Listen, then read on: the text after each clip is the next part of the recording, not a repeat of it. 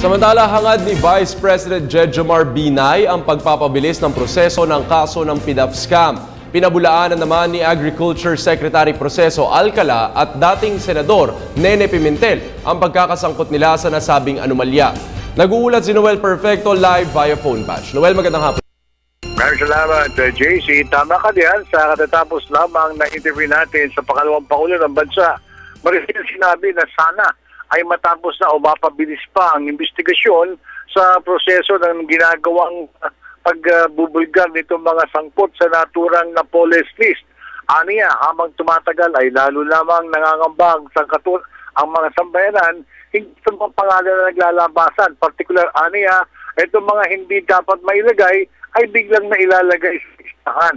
Sana ito ay matigil na at mapabilis na kagad, magkaroon ng resulta ang nasabing investigasyon sa naturang list. Samantala, sinabi naman ni Department of Agriculture Secretary Proceso Alcala na wala siyang alam-alam hinggil sa mga binabanggit dyan. Pati nga ani yung pangalan niya ay nadadawit pa. Ang kahilingan lang sana ay para naman mabigyan ng tunay na pagpapatunay, pagtutukoy sa mga nasabing sangkot sa scam na ito at matapos na paghihirap ng mga umaasa na makamahal ang kanilang mga pangalan.